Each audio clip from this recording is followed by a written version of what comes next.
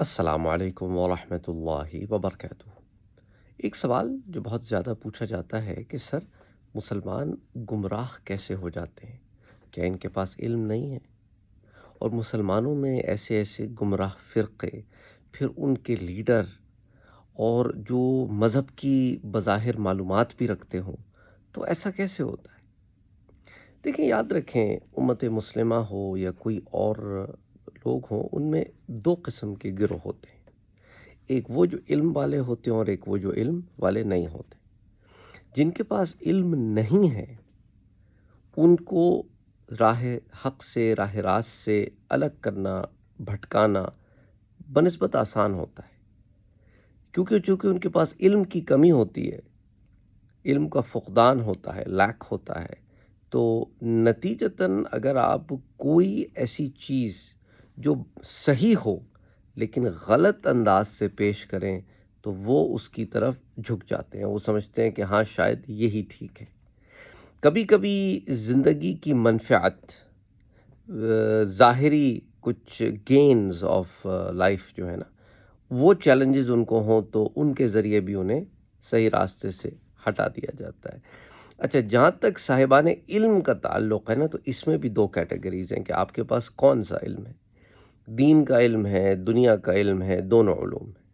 اچھا، کبھی کبھی لوگ جو ہے وہ دنیاوی علوم حاصل کرتے کرتے، ورلڈلی نالج گین کرتے کرتے، بڑے ظاہر والی نالج کے اوپر ڈپینڈنٹ ہو جاتے ہیں کہ بھئی جو ظاہر ہے بس وہی ہے۔ اچھا، بعض لوگ ہر چیز میں منطق کو بڑا سمجھتے ہیں کہ بھئی لاجیکلی اگر مجھے بات سمجھ میں آ جائے گی تو میں اس پر عمل کروں گا، if it makes sense to me. وہ خود کو کوئی اسٹینڈرڈ بنا لیتے ہیں کہ میں کوئی اسٹینڈرڈ ہوں، کہ اس اسٹینڈرڈ کے اوپر اگر چیزیں ایبزارب ہو جائیں تو اس کا مطلب ہے کہ ان پہ عمل کیا جا سکتا ہے، وہ ٹھیک ہے، میں انہیں قبول کر لوں گا۔ لیکن اگر مجھے کوئی بات سمجھ میں نہیں آتی تو میں اس کا اس لیے رد کر دوں گا کہ it doesn't make sense to me. تو اس طرح کے لوگ پیمانے بنا لیتے ہیں، اور اس طرح کے لوگوں کو جب پیمانے یہ لوگ بنا بھی لیتے ہیں، اور پھر ایسے لوگوں کی اگر فالوئنگ بھی ہو جائے تو وہ سارے لوگ جو ان کو فالو کر رہے ہوتے ہیں وہ ان لوگوں کی عقلوں پہ ڈیپینڈ کرنا شروع کر دیتے ہیں۔ نتیجتاً ان لوگوں کو جب آپ کسی بات پر کنونس کر لیتے ہیں، آپ کا کام ہو گیا۔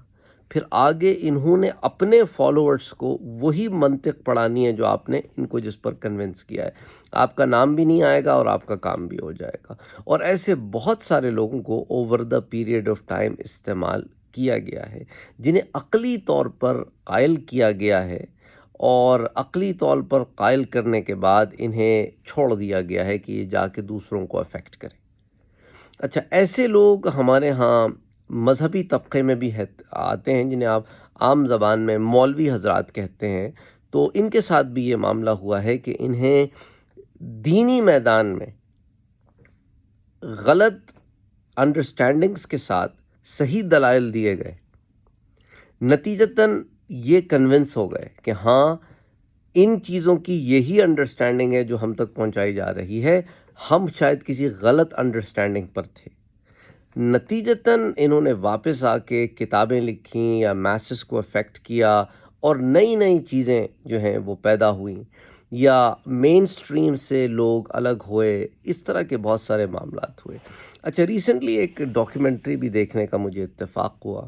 ایک عورت جو مسلمان ہو گئی ہے، اس نے انکشاف کیا، اس کی آئیڈینٹی بھی ہڈن ہے، اور ڈاکیومنٹری جو ہے وہ بھی بہت زیادہ ایکسیسیبل نہیں ہے۔ بہرحال اس نے انکشاف یہ کیا کہ جب میری طالب علمی کا زمانہ تھا اور میں پڑھتی تھی تو میں بہت آسانی سے لوگوں کو قائل کر لیتی تھی۔ میرے جو آرگیومنٹس ہوتے تھے وہ بڑے قوی ہوتے تھے، میری دلیلیں بڑی مضبوط ہوتی تھیں، اور مجھے ایک آرٹ آتا تھا لوگوں کو کنونس کرنے کا۔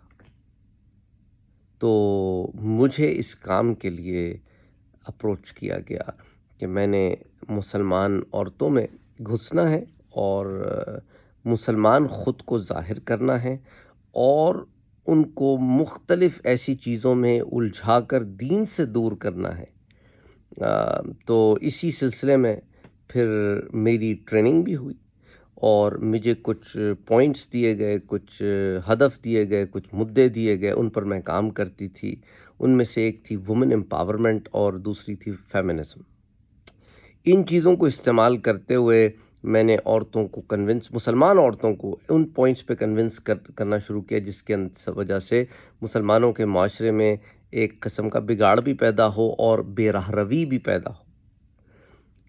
اب ہوا یہ، اللہ کا کرنا یہ ہوا کہ اس پورے پروسیس میں جب میں نے قرآن کریم پڑھنا شروع کیا تو میری کوششیں بجائے اس کے کہ ابلیسی طاقتوں میں تیز ہوتیں، رحمانی قوتوں میں تیز یوں ہوئیں کہ مجھے قرآن اچھا لگنے لگ گیا۔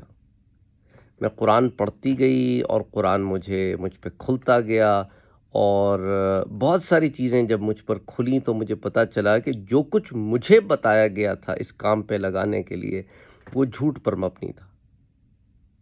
تو وہ مسلمان ہو گئی، ایک لمبی کہانی ہے، لیکن دا باٹم لائن از، سمجھنے کی بات یہ ہے، ایسے بہت سارے لوگ اس وقت موجود ہیں سوشل میڈیا پر، یوٹیوب پر، آپ کے محلوں میں، مختلف جگہوں پر، جن کی یا تو سوچ کو بدل دیا گیا ہے یا انہیں تیار کیا گیا ہے خاص طور پہ کہ لوگوں کو صحیح راستے سے دور کیا جائے، ان کو ایک ایسے طریقے سے صحیح راستے سے دور کیا جائے کہ انہیں پتہ بھی نہ چلے اور وہ گمراہ بھی ہو جائیں۔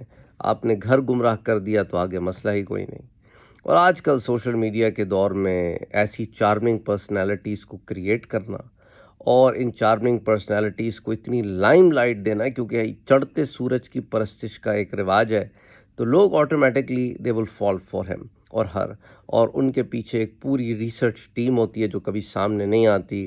مختلف طریقے سے لوگوں کو کنونس کیا جاتا ہے کہ یہی ٹھیک ہیں اور یہ معاملہ ہے کہ باقی غلط ہیں، اور اس طرح کے اور بہت سارے کام ہوتے ہیں۔ آپ اپنے اطراف و اکناف میں نظر دوڑائیں تو آپ کو ایسے بہت سارے شخصیات نظر آ جائیں گی سوشل میڈیا پہ چڑھتی ہوئی، اور ان کا ایک ہی اعلی کار ہے کہ بغل میں چھری اور منہ میں anyway، اپنا اور اپنوں کا بہت خیال رکھیے گا۔ مجھ عاجز گنہگار کو یاد رکھیے گا دعاؤں میں، اور آئی ایم ویٹنگ، پھر کوئی نیچے آ کے کمنٹ کرے گا کہ سر ٹائی کیوں پہنی ہوئی ہے۔ پہلے بھی کمنٹ کیا تھا، اس پر میرے دروس آلریڈی موجود ہیں، تو خدا کے لیے اس کا فرسٹ آف آل صلیب سے کوئی تعلق نہیں ہے، اگر ہوتا تو پوپ پہنتا، وہ نہیں پہنتا۔ یہ ایک لباس کا حصہ ہے، نہ یہ عیسائیت کی نشانی ہے، نہ اسے صرف عیسائی پہنتے ہیں، یہ ایک لباس ہے جسے مسلمان بھی پہنتے ہیں۔ اور اگر آپ یورپ میں جا کے دیکھیں تو آپ ترکی میں جا کے دیکھیں، وہاں پہ تو وہ تو ہیں یورپ کا حصہ آدھا، ترکی تو یہ لباس کا حصہ ہے۔ تو پلیز چیزوں کو اتنا زیادہ مشکل نہ کیا کریں اپنے لیے اور دوسروں کے لیے۔ I don't know what else to say، اور اس پر بڑی تفصیل سے میں نے 2 دروس میں بات کی ہے۔ بہرحال اگر آپ کو اس طرح کسی نے بتایا ہے، اس پر میری پوری تحقیق موجود ہے کہ یہ کبھی بھی صلیب کی نشانی نہیں رہا، یہ ایک لباس کا حصہ ہے۔ بہرحال السلام علیکم۔